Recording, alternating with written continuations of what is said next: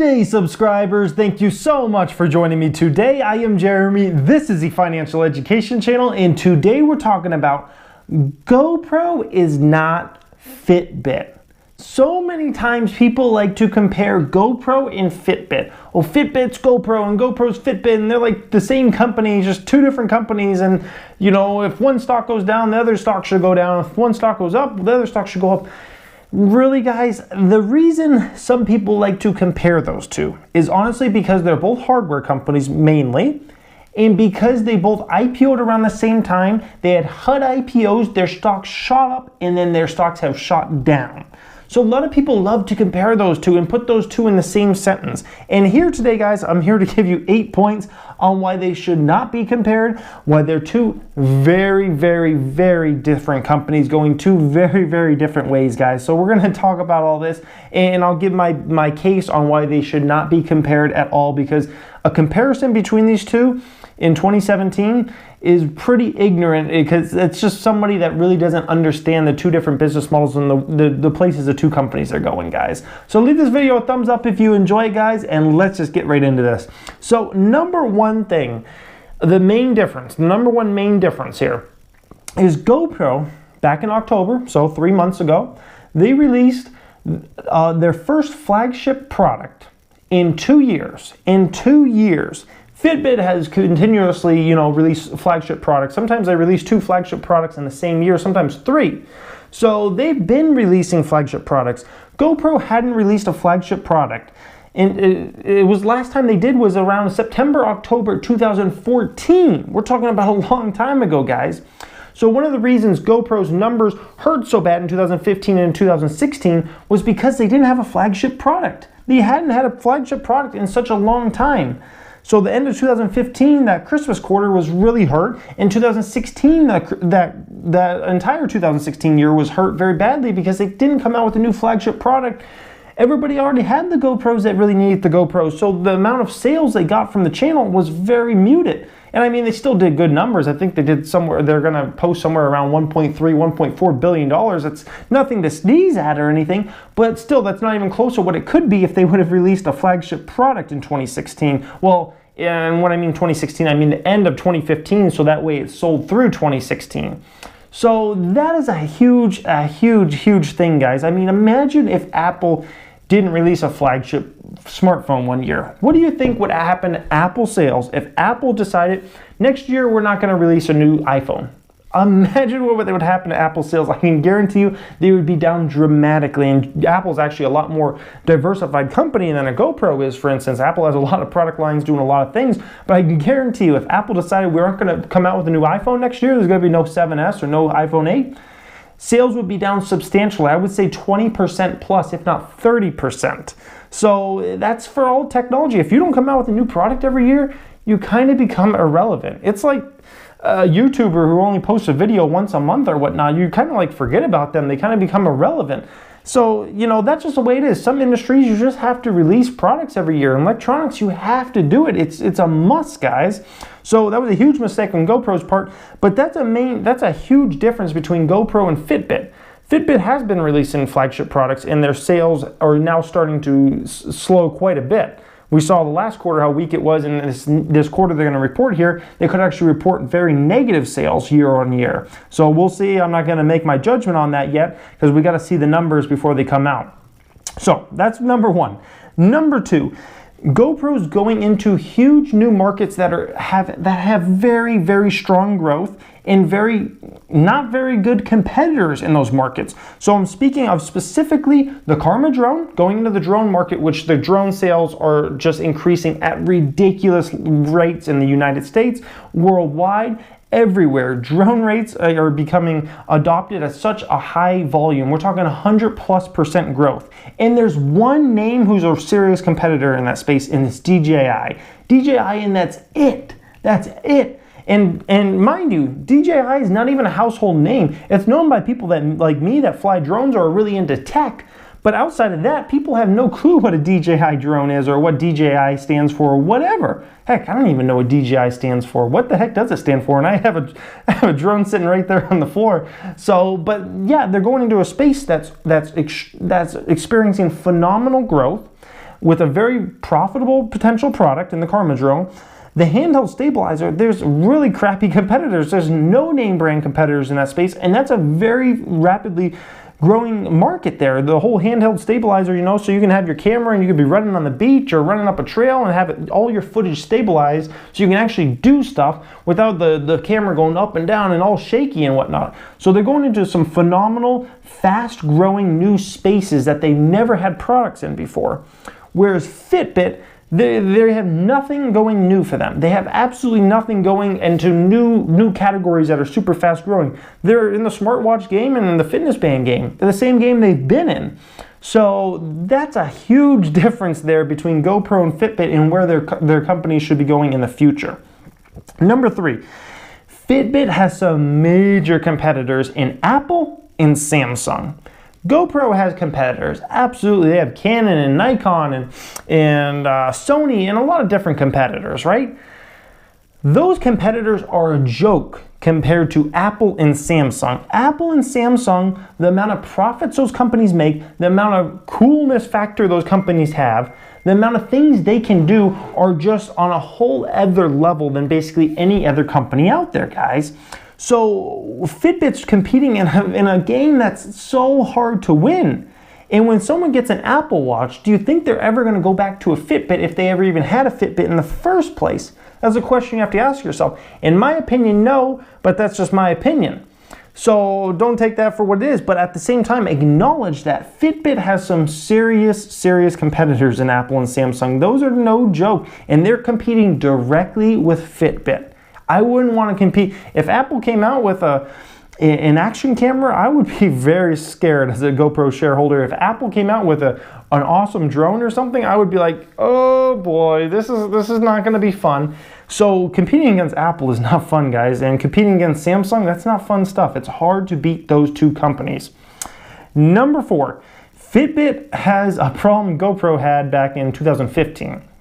Where Fitbit has too many products at too many different price points that it confuses new consumers to the products. I remember I went out when I was going Christmas shopping. I went to Target just to see like Fitbits and kind of get an idea of what Fitbits were like. I was thinking about maybe getting one for my wife or something. And I got there in the display and there was like 8 or 9 like different watches of bands, and I'm like, well, what does this one do versus this one, and this one's this price, but why is this one this price versus this one seems like it has more features and it's cheaper, and it was so confusing that I didn't even get one. And so that's a huge issue when you have too many products at too many different price points. And I know for some companies it seems like it's a smart thing to do, but a lot of times it just confuses consumers. GoPro made this huge mistake in the Christmas quarter 2015 going into 2016. They basically had 6 different camera models out. They had the Hero 4 Black, they had the Hero 4 Silver, they had the Hero 4 Session, they had like a regular Session, they had a $299 camera, they had a $199 camera, and they had a $129 camera. They had like 6 or 7 different models of cameras.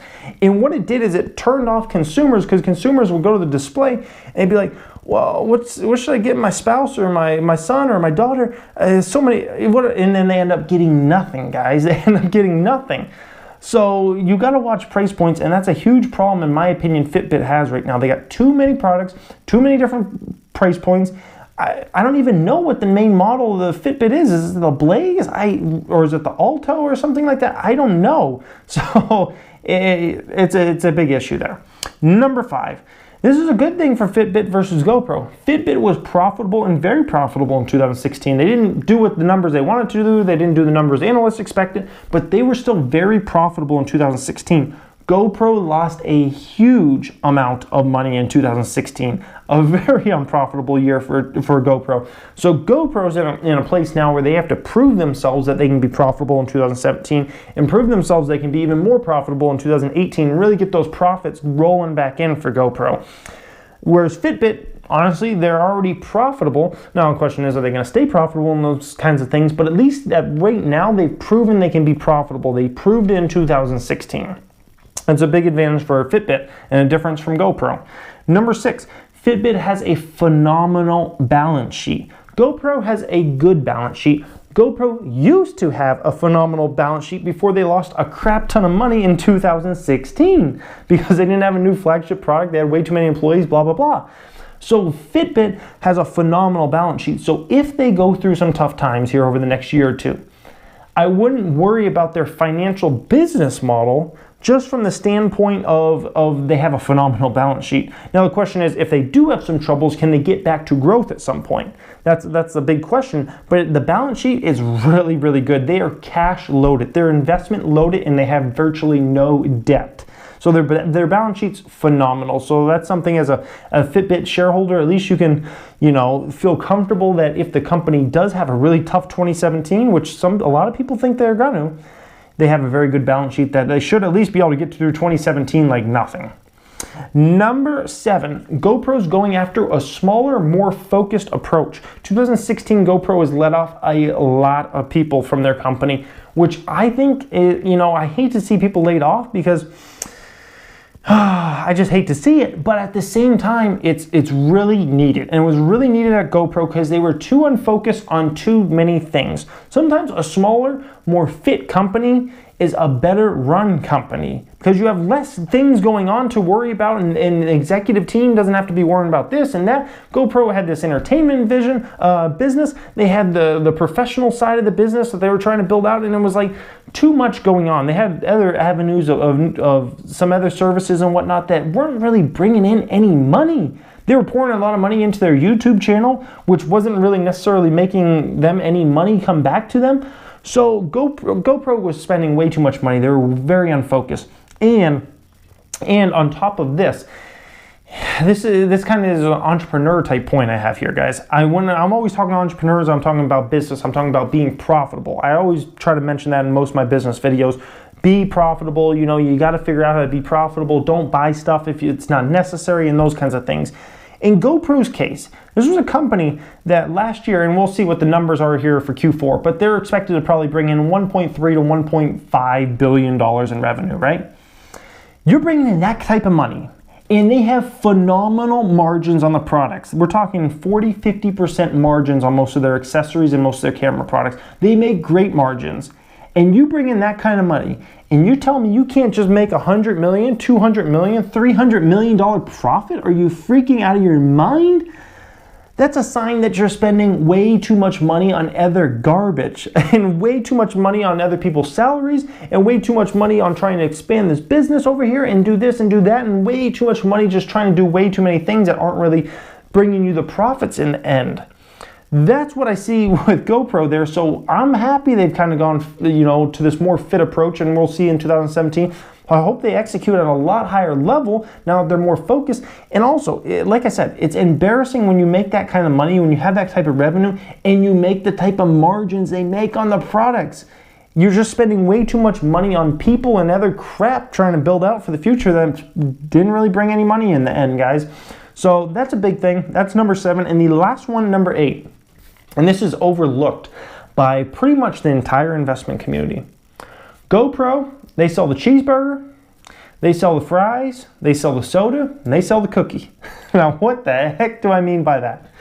GoPro, when you buy a GoPro, you have like a million accessories you can buy along with that GoPro. So when you buy the GoPro, you can also buy this and buy that and buy this and buy that. When you buy a Fitbit, you pretty much buy the Fitbit and that's it. Now they have some other bands and whatnot. I don't even count that. That's like not even, that's just ridiculous.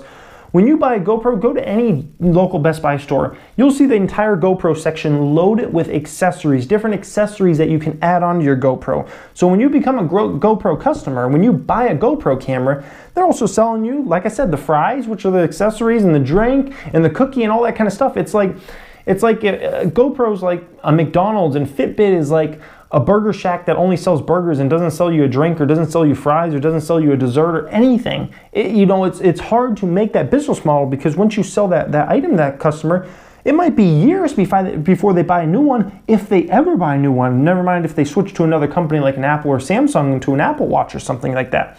So that's a huge, huge thing that a lot of people don't even pay attention to. And now GoPro has its 2 biggest accessories basically they've launched. ever in the company's history. The Karma Grip, which I think the sales are going to be actually really good in 2017 for that product. I think that's going to take a lot of people by surprise because expectations are insanely low for the Karma Grip. It's a $299 product. It's a product that I'm absolutely going to buy this month. It's a product I see a lot of people that have GoPros and want that type of next level up experience buying.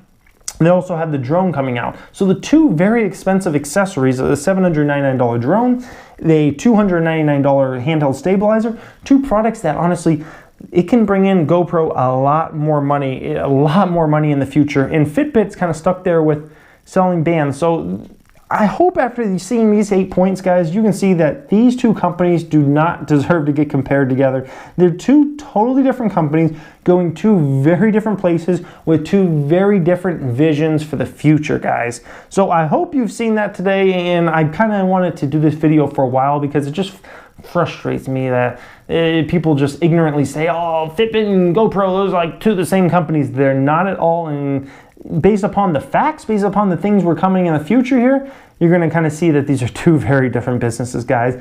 I hope you enjoyed this video today. Leave it a thumbs up if you did. If you just came across this channel and you're not subscribed yet, you may want to. We talk personal finance on the channel. We talk entrepreneurship. I'm a business owner. I give away a lot of my business tips on this channel. And we also talk the stock market, how to be a successful investor, some fun videos like this every once in a while. Thank you for watching, guys, and have a great day.